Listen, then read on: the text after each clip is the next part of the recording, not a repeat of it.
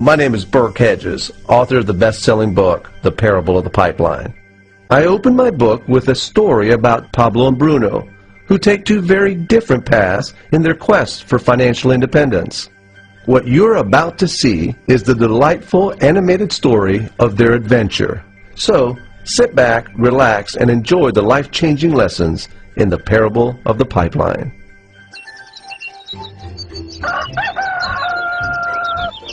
Far away, in a small village, near a beautiful valley, lived two friends, Pablo and Bruno.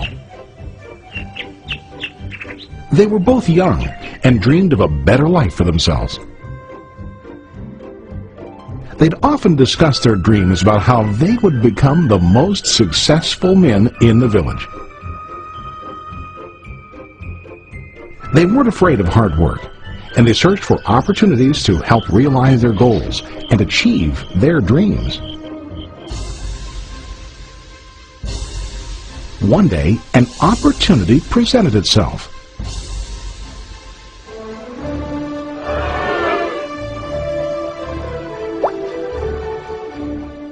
The mayor of the village decided to hire two people to bring water from a spring up on the mountain, across the valley, back down to the village. They were to be paid based on the amount of water delivered to the village. Bruno and Pablo enthusiastically got to work.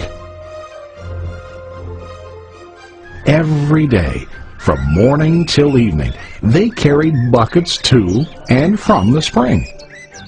They worked hard, carrying water to the village. In the evening, they'd return home with their day's wages.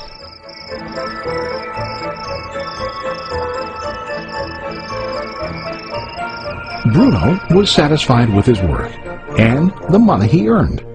He was sure that with this work he could achieve his dreams. Bruno thought that to increase his wages he could use bigger buckets to bring more water each trip. He believed with a larger income he would soon be able to buy a cow and the house that he dreamed about.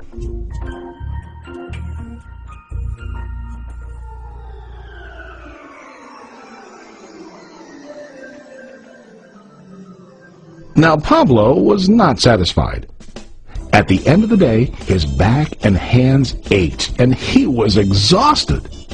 He was looking for an easier way to earn more. One day an idea occurred to Pablo. He imagined building a pipeline to deliver the water from the mountain spring to the village. With this pipeline, he could get more water to the village without carrying buckets back and forth from the spring to the village. Soon, he got very excited about his idea and began to plan. Pablo, of course, shared his idea with his friend Bruno and asked him to join with him to work on and help build the pipeline. Bruno thought the idea was crazy. All Bruno could think about was what his money could buy today and how to get it quicker. He felt that building a pipeline would slow him down and delay him in achieving his goals. Instead, Bruno got bigger buckets and went more often back and forth, fetching water. He was sure that with this method, he could make more money. Pablo decided to build the pipeline on his own. He understood that it would not be easy to build, and it would take time to complete the pipeline.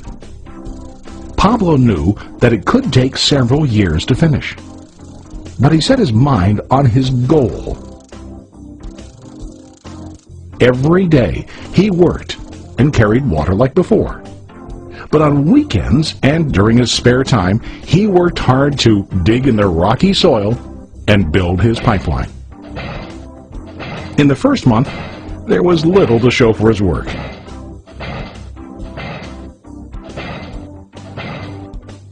Bruno and the villagers laughed and teased him.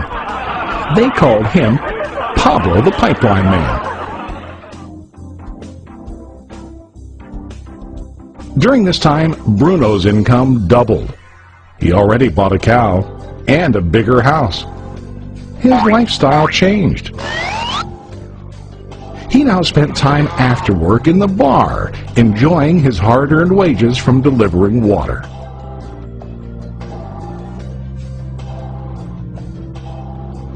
What Bruno didn't realize was that his body was starting to stoop from carrying heavy buckets every day.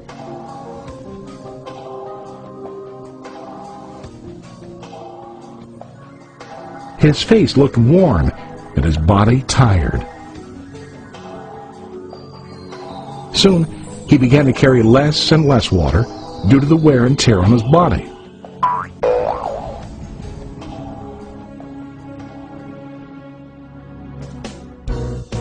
Month after month, Pablo worked. Soon a year passed, and then a second year. Finally, Pablo finished his pipeline. He now used his pipeline to deliver water to the village instead of carrying buckets. Pablo was now earning more money than ever before. The water continued flowing to the village, while Pablo wasn't working. While he slept and ate, the water flowed. Pablo was happy and proud of his insight, persistence, and hard work. Now his income flowed as long as the water flowed through his pipeline.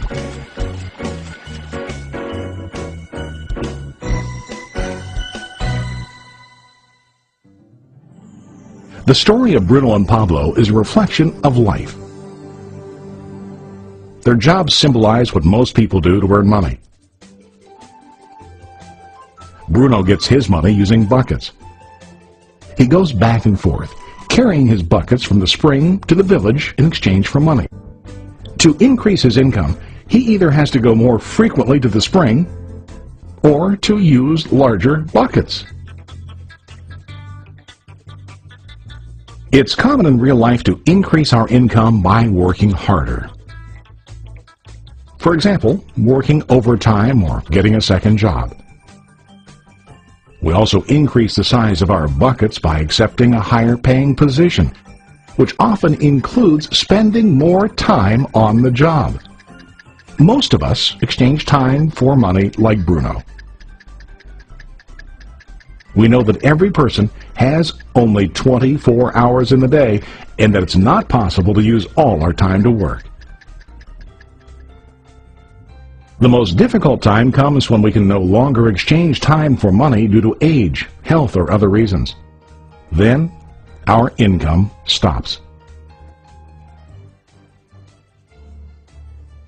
Now let's review what Pablo did. Very wisely, Pablo did not exchange all of his time for limited income, but he used some of his time to build a pipeline.